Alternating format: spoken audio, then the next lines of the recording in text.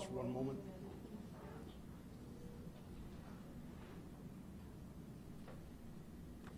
All right. Good afternoon, everybody. I am Patrick Sharp. I am the CEO of Centura Penrose Hospital, and we welcome you here today. And again, on behalf of Centura Health, we want to offer our deepest condolences to the victims' families, and all those in our community who have been affected by this senseless act of violence. On Saturday night, after the event, 7 patients were transferred to Centura Penrose Hospital. Currently, we have 3 here still in stable condition. One of those patients is Anthony, and Anthony has made the decision to speak to all of you and to give his story. He will be accompanied by his spouse, Jeremy. Again, thank you for coming to the Centura Penrose Hospital. And with that, I'll introduce Anthony and Jeremy.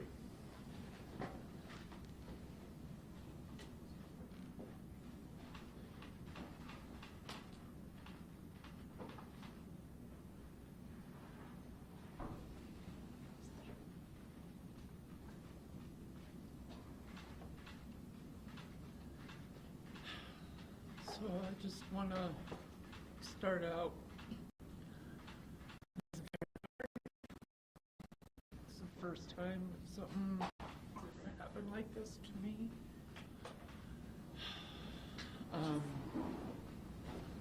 But I just want to say that we are all strong. The community is strong, and we will all get through this. I lost 2 of my dear friends in the shooting, and being in here, I could not go to any vigils. They took everything away as if they were trying to take my life as well. We had a safe space that we could all gather in, that we felt comfortable, and we always went back. Unfortunately, or luckily, Jeremy was not with me that night, or who knows what the situation would have been. But we're glad that I am here, and I want to send my apologies out and my sympathy to Derek and Daniel's family, and also to all of my friends that I consider family that have been affected by this in one way or another.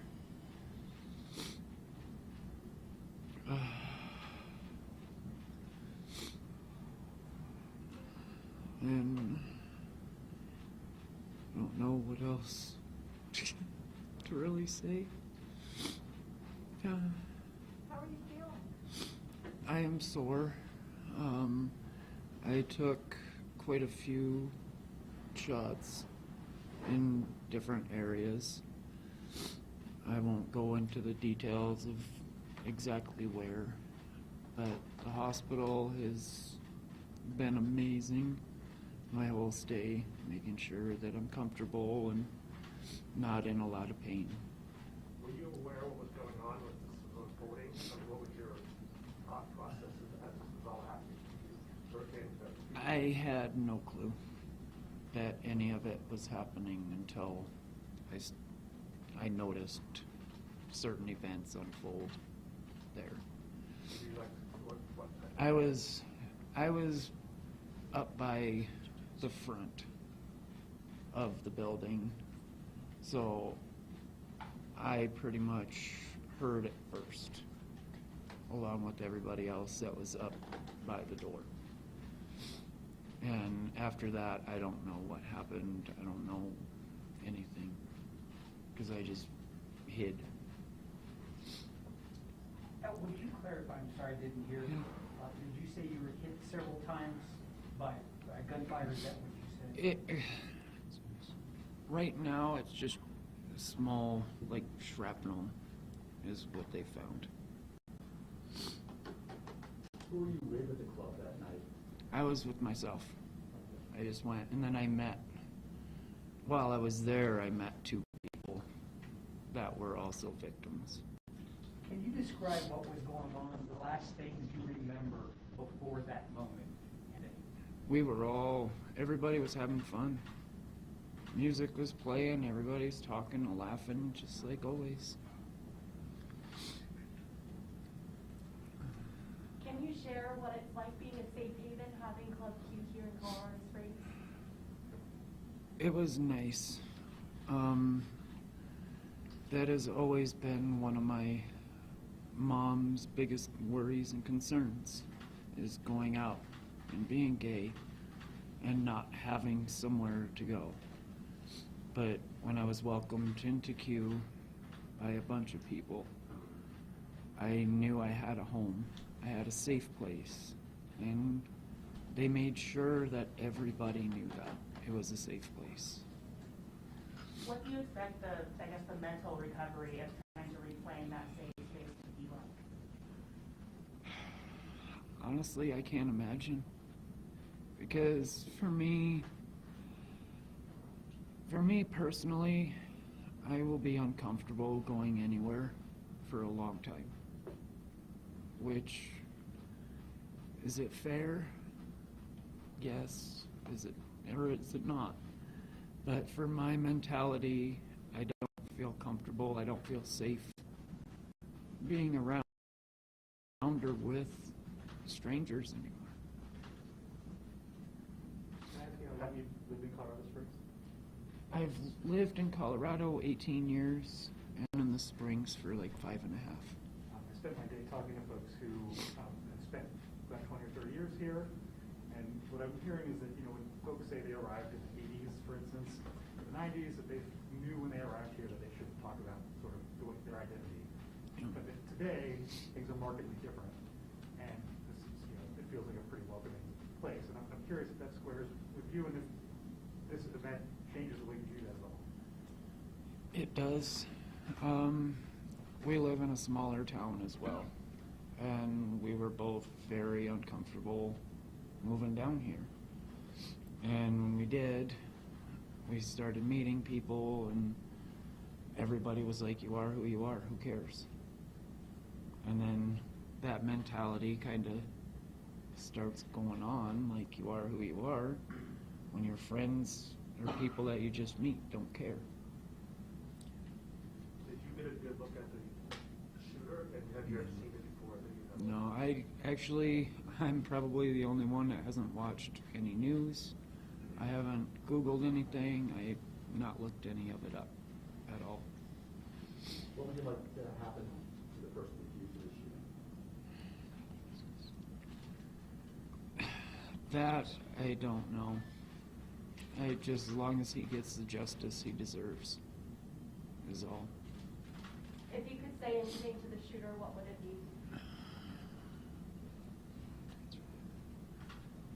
I would probably say, why don't you meet somebody and get to know their true heart before passing judgment?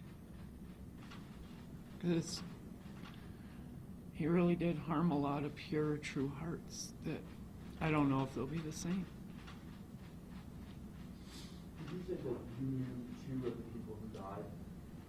Yes, I knew two of them. Did you say which two of them? I knew Derek and Daniel. You said you were hit by shrapnel. Yes. Can you share with us where you got hit, or how many times you got hit, how many places you got hit? Just in my rear end and my arm. That's it. Is there anything like you'd like to say to the individuals that helped take down this suspect? They're my hero. You guys that took him out are my hero. And I know I've seen you at the club a time or two, one of them, because I just saw his picture today. And just thank you from the bottom of my heart. Thank you. Have you ever seen the suspect at the club? I don't even know who he was or never saw him inside that night. Did you attempt to hide? You mentioned you may have blacked out when the shooting happened. Do you know where you landed, where I just went up in the corner, just out of the way, because I didn't want to be out in the middle of the floor. So, Would you please, I'm sorry, would you please clarify that? You said you ran and hid in a corner, is that what you said? I didn't run. I kind of crawled over against the wall in the corner. Did you see the people subdue the gunman? No, No. no. What did you hear when you were hiding? When I was hiding, I heard nothing.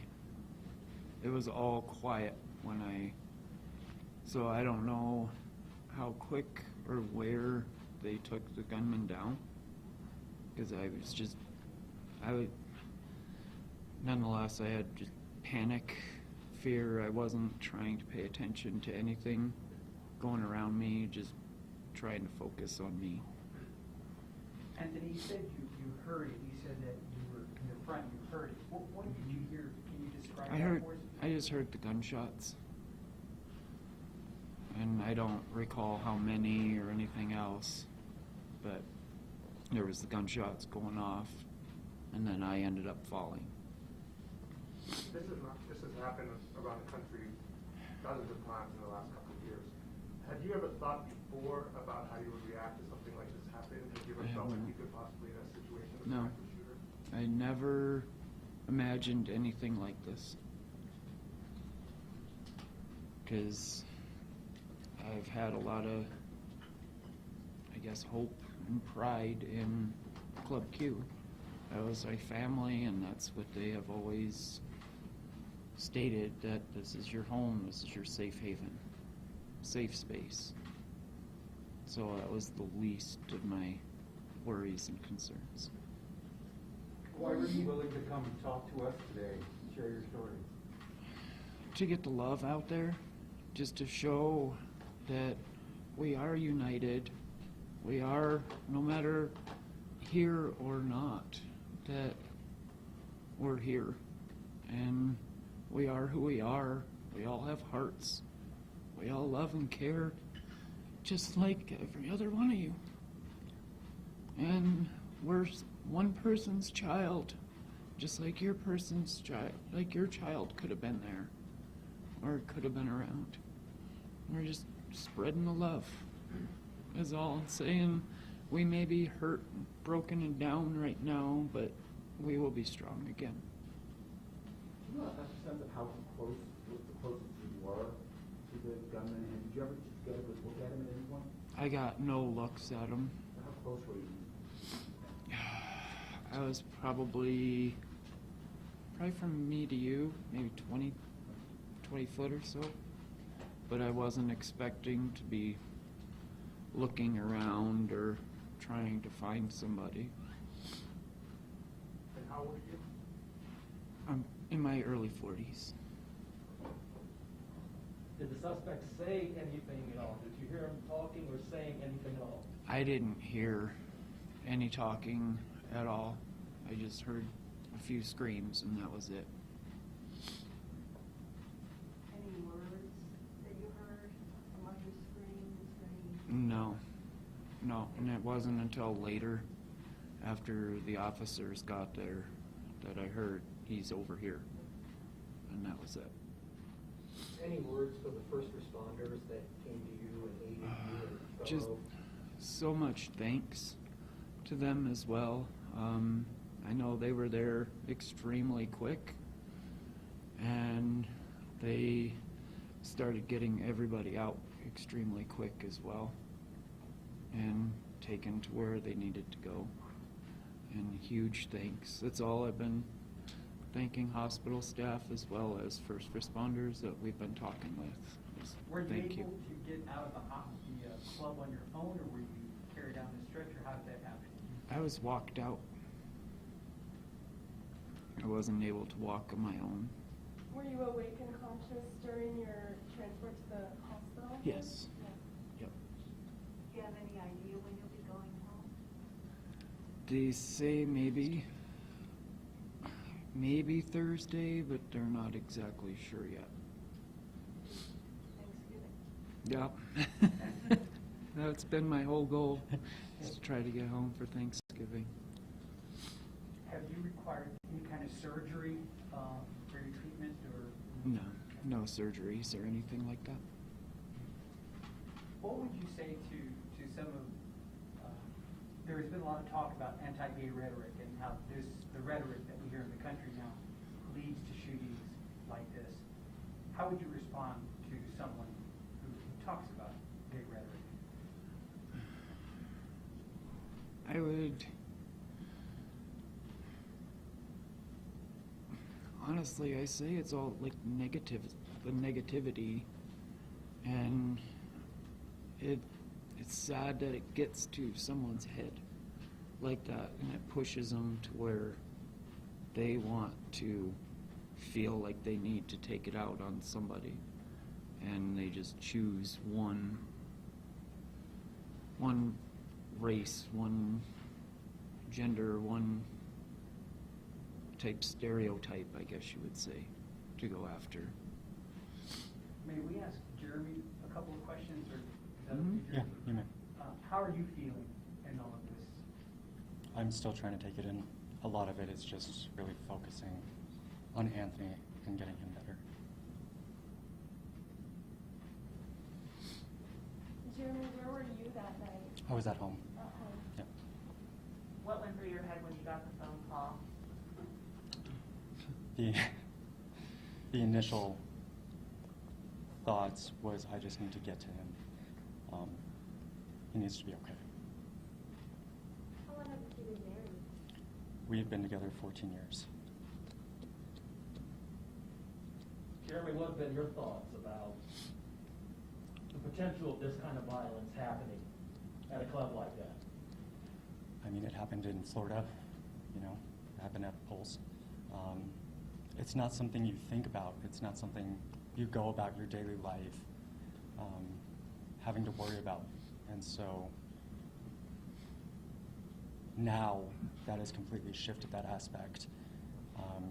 Even going from the hospital to the gas station, looking at cars, looking at buildings, stopping in a gas station, it changes your perspective. And even though I wasn't there, it changes your reality. Does that mean you don't go there? You don't go to the bars, clubs like that anymore? No. That's it? No, I will not. Yeah, I wouldn't feel safe doing so. Do you guys feel like you can be safe in Colorado Springs again after this? It's a 50-50 for me. And it's pretty much everywhere. I have never really felt 100% safe and comfortable, you know, even just walking down the street holding hands. Or, you know, you just show one little kiss or something, and then all of a sudden you're getting ridiculed. You're getting from everybody. So it just doesn't, it's horrible the way that a lot of people think. Are you saying that happens here when you show your affection in public? Yes. And what would you tell somebody who's younger, 18, 19, 20, 21, about whether this is a community that they should participate in? For me, I would say the most important thing about all of this and all the hatred in the world is standing together, standing united and fighting for what you believe in. If you love somebody, you have the right to hold their hand. You have the right to kiss them in public if you want to. And so I think the more we do that as individuals and we recognize that we're all human beings and we all stand together, that's really where the focus should be, and less on who it's with. Can I just ask one technical question? I understand that you said you don't want to be identified by your last names, but is there a reason, considering that your face is going to be all over television? Just confidentiality for the most part. I know our faces are going to be out, but we just wanted to keep our last name private. Do you mind just spelling your first names? Can you get it right? Yeah. Anthony. My name is Jeremy. And despite all that's been happening since Sunday, what's it like being in each other's arms right now? It's It's a blessing. even when I got here on Sunday morning, Saturday night, And as I got to the hospital, I was coming in and he was standing there.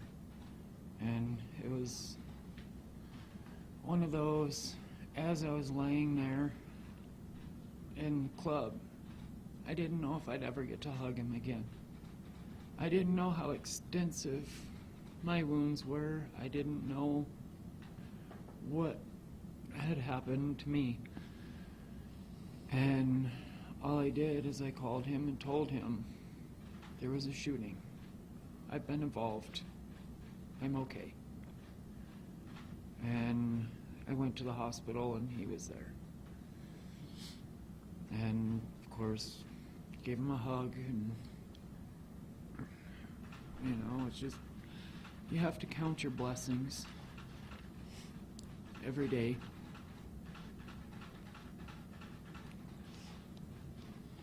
How'd you guys meet?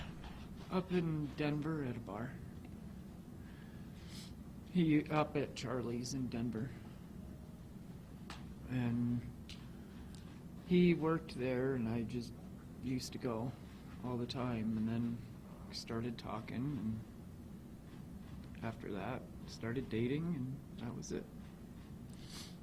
Did you feel like Denver was more tolerant than Colorado Springs? Can you talk about that? I felt a lot more comfortable up in Denver simply because I know that their tolerance, I guess you would call it, is a lot higher. Their acceptance rate is a lot higher up there, as opposed to down here. Everybody feels a little more closed-minded, and we've experienced a few times out by where we live, and they don't accept it at all. So it's just one of those, you can't judge a book by its label or its cover. You have to know what's inside. Just talk to somebody and find out their true self before you start jumping to judgments. After what you just said, does that make you think about leaving Colorado Springs? Not at this time, it doesn't. Not due to this situation, no. No, not due to this. What brought you to Colorado Springs? Was it just you wanted to live here with the job? He's originally from here, and I just came out for a change. Something different. More Okay, I'm going to take a moment and Yeah. we're going to wrap this up because these guys have given you a lot of time and we want to make sure he has time to rest still, get back to his room, so thank you. Thank you, guys. Thank you. Thank you. Thank you, guys. Thank you. Thank you. Yeah. Mm-hmm. Yeah. Yes. Okay.